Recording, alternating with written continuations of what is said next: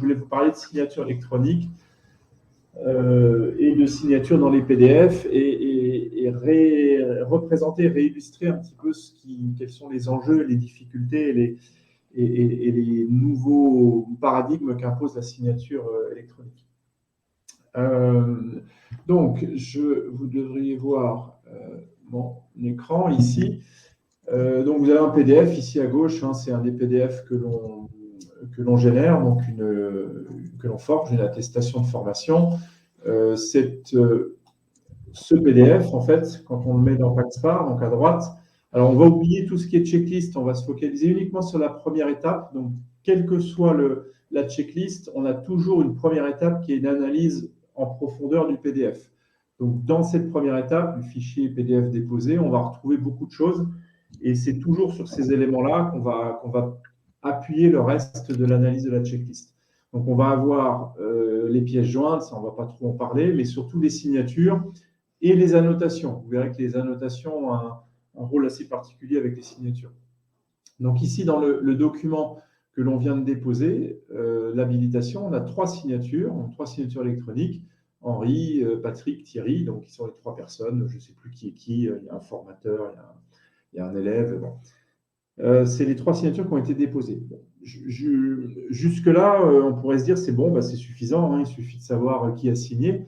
En fait, déjà, pour chacune des signatures, on va avoir tout un tas d'informations. Et au-delà du nom de la personne, on va avoir une adresse mail, on peut avoir un téléphone, on peut avoir des informations de nom de société, on a évidemment une date de signature, et puis tout un tas d'autres informations, là c'est encore plus technique, de clés, de hash, de certificats de signature qui vont être les éléments mathématiques qui viennent garantir que c'est bien, que cette signature est bien valable. Il ne suffit pas de dire que ça a été signé par Henri pour que ce soit crédible.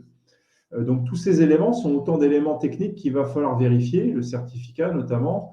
On ne va pas en parler en détail aujourd'hui, on fera peut-être une session particulière sur ce qu'est un certificat, ce qu'est la cryptographie asymétrique et pourquoi tous ces concepts mathématiques nous permettent de faire des signatures fortes. Mais grosso modo, un certificat, il va permettre à Henri ici de signer. Et ce certificat, il a aussi plein de caractéristiques. Il a une date d'émission, une date de fin de validité. Il a lui-même été émis par un organisme qui a signé le certificat. Et du coup, cet organisme, généralement, alors ici, ça ne va pas loin parce que c'est une fausse signature. Enfin, c'est une signature auto-signée, on va dire, enfin auto-certifiée. Mais on va en regarder tout à l'heure. Le certificat peut être émis à partir d'un autre certificat. Enfin, il y a toute une chaîne de confiance comme ça qui peut se dérouler et qui contient à chaque niveau des éléments techniques que l'on peut vérifier, ou qui peuvent avoir des problèmes, ou qui peuvent être falsifiés. Donc, retenez qu'une signature, d'un point de vue à 10 000 km d'altitude, c'est une personne qui signe. Mais quand on creuse, plus on va détailler, et plus on va avoir d'informations, et rien qu'une signature, il y a beaucoup d'informations. Ici, ces trois signatures, ce qu'il est important de voir, c'est qu'elles ne sont pas faites dans un ordre quelconque, et c'est ce que l'on met, on a un petit graphique, je crois, par là, voilà, une espèce de visualisation sous forme de poupée russe qui montre finalement ce que couvrent les signatures. Alors, cette notion de couverture de signature, elle est extrêmement importante en numérique. On ne l'a pas en papier. En papier, quand quelqu'un a signé une page, on est incapable de dire ce qu'il avait sous les yeux quand il a signé. C'est-à-dire, si trois personnes signent, on est incapable de dire dans quel ordre elles ont signé. Et on est incapable de dire si, par exemple, il y a une annotation, qu'une page a été ajoutée ou supprimée. On est incapable de dire si, finalement, cette page, la première personne, elle l'a vue, ou si la page était présente ou pas. On est incapable de dire si une page a été ajoutée, qui l'a ajoutée. Enfin, avant la signature de qui cette page a été ajoutée ou supprimée. Donc, tous ces cas-là sont des cas nouveaux.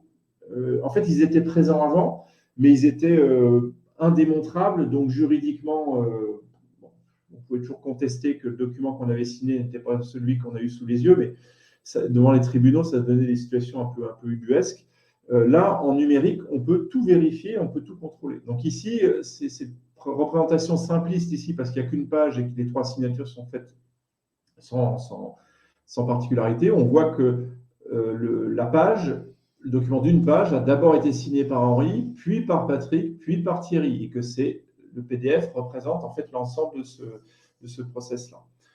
Je vous propose de regarder tout de suite un document un petit peu plus, puisqu'on est sur cette partie, la schéma, parce qu'après je pense qu'on va risquer de partir sur autre chose et l'oublier.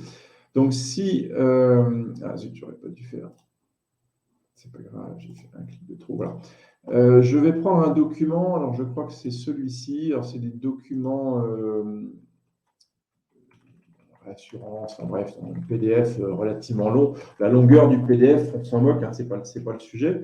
Par contre, vous voyez, je pense à la fin, voilà, vous voyez ici, c'est un espèce d'amas de signatures. Il y en a 1, 2, 3, 4, enfin, il y en a probablement 8 ou 10. Voilà. On va poster ce document, donc test signature. On va l'envoyer dans Paxpar. Bon, là aussi, peu importe la checklist, hein, ce n'est pas le sujet. On regarde juste l'analyse du PDF. Ce PDF, en fait, ici, ne fait apparaître que 2 signatures.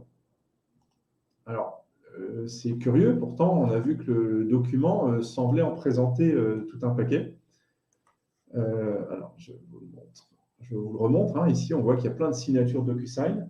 Donc, voilà une des particularités, des problèmes nouveaux qui apparaissent avec la signature électronique. C'est que ce n'est pas parce qu'un visuel fait apparaître 10 signatures que électroniquement, d'un point de vue numérique, il y a bien 10 signatures. Ici, dans ce document, il n'y en a que 2. En fait, bon, c'est des tests que l'on avait fait, notamment pour illustrer que certains tiers de confiance qui déposent des signatures, certains ne jouent pas très bien le jeu ou sont maladroits ou cassent ou changent les documents un peu à leur avantage. Donc, c'est le cas de DocuSign. Et ici, vous voyez bien que sur toutes les signatures DocuSign, en fait, n'apparaissent pas. Il y a eu 2 signatures YouSign. C'est finalement ces 2 signatures YouSign qui prévalent. Alors, je crois qu'on en voit une ici. Là, ça doit être Nadine qui a dû signer en bas à droite. Et puis une autre qui est je ne sais pas où, qui doit être la signature. Ah non, c'est 2 de Nadine, de signer 2 fois pour les tests. Voilà, donc ici, si on regarde le document en tant que tel, d'un point de vue électronique, signature électronique, il n'a que 2 signatures. Donc tout le reste n'a pas de sens. Et là, en l'occurrence, c'est un document qui serait très problématique, puisqu'il ne fait apparaître que 2 signatures, les autres n'ont pas d'existence. Alors c'était plutôt, je pense, celui-ci que je voulais montrer. Alors là, c'est clairement un document de test. Et on doit retrouver, voilà, à la fin, 1, 2, 3, enfin, il y a 3 signatures. Donc 2 DocuSign, je crois reconnaître le logo, et puis une YouSign. Donc je vais vous mettre celui-ci, vous allez voir, il est un petit peu plus subtil, mais tout aussi problématique. Voilà, ici, on voit les signatures. Alors, on a dû les appliquer, enfin, on a dû mettre 2 signataires, mais peu importe. Il y a nos signatures. On voit bien qu'il y a des YouSign et les autres, voilà, ici, DocuSign. Par contre, alors on viendra sur les annotations. Je vais vous montrer tout de suite le schéma. Voilà. Donc, on retrouve un petit côté poupée russe. Toutefois, ici, il y a un petit détail qui est important et qui montre les subtilités des cas qu'on peut avoir au niveau du PDF. On retrouve bien ici les 6 signatures qui sont relativement bien imbriquées. On a bien un cocédante 1, cocédante 2. Je ne sais même pas si on a le nom. On n'a pas le nom avec DocuSign. Bon, il y a une signature DocuSign. Il y a une signature, une première signature de YouSign, une deuxième, et puis une troisième, Valérie Le Valeur. Tout semble bien s'empiler, sauf qu'on voit ici qu'il y a une histoire d'annotation. Donc en fait, on voit que la cocédante, alors tout le monde voit bien un document de 28 pages, hein, il n'y a pas eu de page de rajouter, donc là pour le coup, il n'y a pas de souci. Par contre, on voit qu'il y a une annotation qui a été faite probablement par la cocédante 1 avant qu'elle signe. Donc elle a les 28 pages, elle met l'annotation et elle signe. Par contre, c'est après qu'on a un souci. On voit que la cocédante 2, avant de signer, elle a déposé une annotation, ici qui est indiquée annotation 2. Et c'est là qu'on arrive dans des situations qui peuvent être très problématiques au niveau des signatures électroniques, c'est que cette annotation, la cocédante 1 ne l'a pas vue. Alors, on voit avec le schéma que toutes les autres personnes vont voir les 2 annotations. Donc, Le problème ici, il n'est pas pour la troisième jusqu'à la sixième signature. Le problème, il est vraiment entre la première et la deuxième signature. L'annotation 2 n'est pas vue par la première cocédante et du coup, la signature de la première cocédante ne couvre pas cette deuxième annotation. Alors ici, dans l'exemple qui est là, l'annotation, c'est très probablement, je vous remonte le document, c'est très probablement le petit dessin, là, le petit zigouigui visuel. Donc, je ne sais pas très bien dans quel sens ça a été mis, mais on voit ici qu'il y a deux signatures, les petits boucliers avec la petite coche blanche. Donc l'annotation, c'est le visuel, c'est-à-dire le fait d'avoir déposé cette signature graphique sur le document. Donc, ce n'est pas gênant juridiquement, ça ne change pas le sens du document et ça ne change aucunement les pages ou les articles qui sont dedans. Néanmoins, dans certains cas, en cas de fraude, ce visuel, en fait, on peut le mettre où on veut et il peut prendre la forme que l'on veut. Donc, la cocédante 2, l'annotation, au lieu que ce soit le visuel de sa signature, ça pourrait très bien être, je vais aller n'importe où dans le document, ça pourrait très bien être un texte qu'elle viendrait poser sur n'importe quelle page du document des 28 pages originales. Et à ce stade, il n'y a aucun moyen de savoir ou de repérer facilement si l'annotation elle a été mise dans un endroit qui ne gêne personne ou si au contraire elle a été mise dans un endroit qui modifie le sens du document. Pour vous en convaincre, je ne vais pas revenir sur les exemples que l'on avait fait sur les factures, mais les factures totales que l'on génère, on montre que l'on peut avoir un IBAN différent entre les deux signatures. Et l'IBAN, il a été modifié. En fait, c'est une annotation qui a été déposée. Donc, cette annotation 2, ça pourrait être un IBAN différent déposé sur ce document. Ou une date qui a été modifiée, ou un montant. Imaginons, on peut imaginer ce que l'on veut. Voilà, donc en reprenant l'exemple de ce document, il ne suffit pas de dire je vais à la fin du document, je vois qu'il y a 3 ou 6 signatures. Bon, ici, en plus, elles ont été superposées, donc on n'en voit que 3. Il ne suffit pas de dire il y a 3 signatures, c'est bon. Il ne suffit pas non plus de prendre un outil comme Acrobat Reader qui va vous dire voilà vos 6 signatures. On va dire ah oui, j'ai les 6, c'est bon. Il faut aussi regarder ce qui se passe au niveau des annotations, savoir si on les accepte ou pas. Ici, on voit qu'il y a 2 annotations. Je crois qu'on peut même aller voir un peu plus dedans. Donc, c'est une annotation de type tampon. En soi, ce n'est pas gênant. Vous voyez, on arrive bien à distinguer que l'annotation, elle est couverte, elle est visible par les 6 signatures ou seulement par les 4, dans le cas de l'autre annotation. Oui, c'est 5 au lieu des 6. Par contre, dans beaucoup de cas, si on veut automatiser les analyses de ces documents, il est probable que l'on mette dans la checklist une règle pour interdire les annotations, puisque l'annotation va être un moyen pour le fraudeur ou pour la personne qui veut obtenir un autre sens au document. L'annotation va être un moyen tout à fait techniquement légal, valable, de modifier quelque chose dans le document et donc d'en modifier largement le sens. Et ça, on ne peut le voir qu'en faisant une analyse poussée et notamment, c'est ce que l'on a fait ici, reconstituer l'agencement du document et dans ce cas précis, dire non, on refuse le document parce qu'une des annotations n'est pas visible par tous les signataires. Voilà le genre de pirouette ou de calcul ou de cas qu'il faut pouvoir déceler. Je crois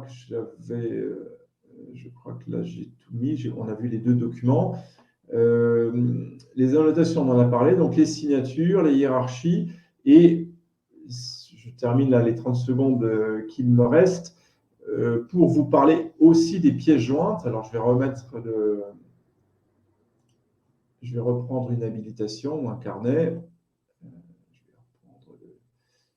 Je vais prendre un carnet, on va prendre un carnet de Jean, je ne sais jamais si c'est un qui va bien ou pas. On va y aller. Voilà, 2 pièces jointes. Bon, il n'a pas grand-chose. Je vais prendre Sophie. C'est Sophie, c'est ça, Nadine? Je ne sais plus. Carnet Sophie. On a quelqu'un qui bosse un peu plus. Un peu plus de... Voilà, 6 pièces jointes. Ce que l'on a vu là avec les signatures et les annotations, il faut garder à l'esprit qu'on a un autre axe d'analyse du PDF qui sont ces fameuses pièces jointes où on va pouvoir, pour chacune d'entre elles, reconduire une analyse si c'est un PDF, ou ici, si c'est un fichier YAML ou autre, pouvoir aller analyser les données qui sont dedans, vérifier si c'est cohérent avec le reste du document. Voilà, donc je voulais faire cette remise en contexte du format PDF, en tout cas de ce qui nous intéresse, nous, dans le format du PDF, au niveau des signatures, des annotations et des pièces jointes. Tout ça avec la partie PaxPar qui, selon nous, a le plus de valeur, qui est la vérification, la partie vérification. Avez-vous des questions? Je vais changer mon...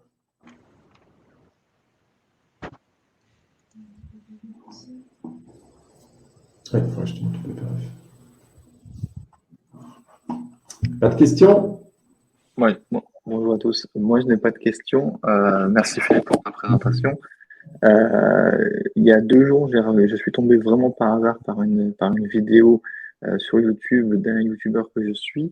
Je vous mets le lien en chat. Le plus intéressant à lire, c'était forcément la vidéo, mais elle est un petit peu sponsorisée, donc forcément un peu biaisée. Mais en commentaire, je vous inviterai à lire tous les réfractaires à la signature électronique qui pourrait y avoir et qui vous sortent des théories du genre c'est pas forcément obligatoire, etc., etc. Donc, je vous invite vraiment à lire les quelques commentaires de cette vidéo YouTube. Je pense que ça peut aussi nourrir un petit peu votre compréhension. Tout à fait, oui. Et en tout cas, voilà. Mais moi, je suis un convaincu, mais comment est-ce qu'on pourrait approuver et convaincre les réfractaires? C'est en commentaire de cette vidéo, justement. Non,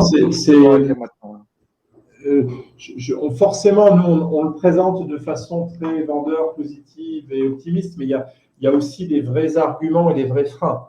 Tout à l'heure, je parlais de DocuSign, hein, le marché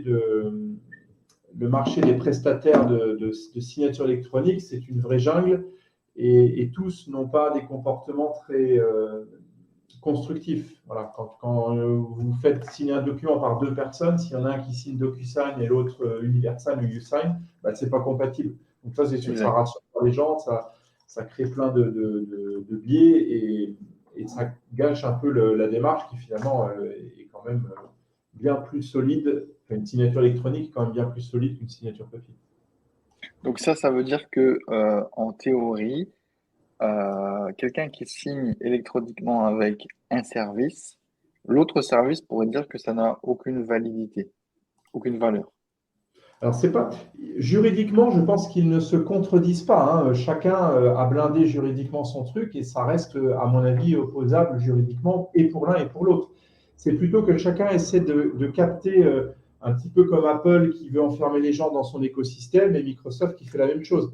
C'est-à-dire que tu peux interopérer, mais ils ne vont pas t'aider. Et dans certains cas, le document, si tu le fais signer d'abord par l'un puis par l'autre, eh ben, l'autre va brutalement supprimer la signature du premier. D'accord, ok. Voilà. Parce qu'il estime que lui, il vaut mieux signer chez lui. Il ne dit pas que ce n'est pas juridiquement valable, hein, l'autre, mais c'est juste que lui, il ne fait pas comme ça, donc il efface. D'accord. Et il efface de façon sournoise, visuellement, la signature, comme on l'a vu tout à l'heure, est toujours là. Mais bon, il a tout cassé dans le PDF et ça en fragilise l'analyse derrière. Là, tu soulèves un petit point, justement, peut-être. Est-ce que quelque chose qui a été signé électroniquement peut être cassé? Et justement, est-ce qu'on peut supprimer cette signature? Oui, alors je propose, je vais répondre, mais je propose qu'on se note des sujets de Barcamp où on fera cet exercice-là. En fait, c'est comme les personnes qui pensent qu'un document PDF protégé par un mot de passe ou n'importe quel autre document est totalement non modifiable. Ce n'est pas comme ça que ça marche. Tout est modifiable en informatique, tout est réplicable, tout est copiable. Par contre, ce qu'apporte la signature électronique, c'est que si quelqu'un modifie le document ou la signature, ça se verra. C'est obligé. Il ne peut pas faire croire que la signature n'est pas de lui. Enfin, il ne peut pas faire croire que la signature est de lui, pardon. Donc, c'est une nuance qui est importante, en fait. On peut toujours modifier un document signé, on peut enlever la signature, on peut en rajouter, on peut tout faire. Sauf que ça se voit forcément et que du coup, juridiquement, on peut dire, moi, ma signature, elle m'engage parce que de toute façon, personne d'autre ne pourra signer à ma place ou modifier ma signature ou mon document sans que ça se voit. Je ne sais pas si Ok. ça répond un peu. Mais, Non, très, très, très bien. Si on peut rentrer en détail sur un prochain Barcamp, c'est avec grand plaisir. on pourra falsifier une facture, un document et voir comment tout ça est plus ou moins problématique. Rendez-vous au prochain, les hackers, rendez-vous au prochain Barcamp. Et c'est ça. D'autres questions? J'ai une question. J'ai une Oui. question. Euh, Quand je suis chez le notaire, je signe électroniquement maintenant, de plus en plus. Oui. Euh, Par contre, la tablette est utilisée par moi, par ma femme si elle achète avec moi, et par le vendeur. Comment est-ce que le document sait que c'est lui qui a signé, lui qui a signé et lui qui a signé? Parce qu'au final, on utilise tous Oui. la même IP, la même connexion, celle qui est du notaire. Oui. Du coup, j'ai du mal à comprendre comment est-ce que le document sait que c'est Oui. Jérôme qui a signé, que c'est Jennifer qui a signé et que c'est le vendeur qui a signé. Parce qu'en fait, dans ce concept de signature, il y a cette notion de certificat, c'est-à-dire quelque chose qui certifie que tu es bien Jérôme Scat. Et le certificat, il y a plusieurs façons de le générer, mais en tout cas, quelle que soit la façon, il y a toujours une autorité qui assure que oui, j'ai bien vérifié l'identité, c'est bien lui, oui, j'ai bien vérifié parce que j'ai mon autorité de tel autre organisme. Il y a différentes chaînes pour assurer l'identité de quelqu'un, pour certifier l'identité de quelqu'un. En signature électronique classique, c'est ces notions de certificat qui s'emboîtent. Universign va certifier que c'est bien Jérôme Scat parce qu'il t'a envoyé un SMS sur ton numéro de téléphone, il t'a envoyé un mail, donc il a fait une double authentification, il dit que c'est bien toi.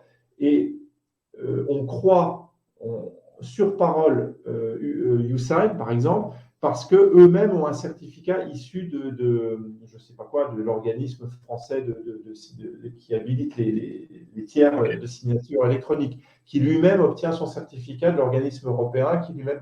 Voilà, il y a une chaîne comme ça de confiance et la confiance se propage.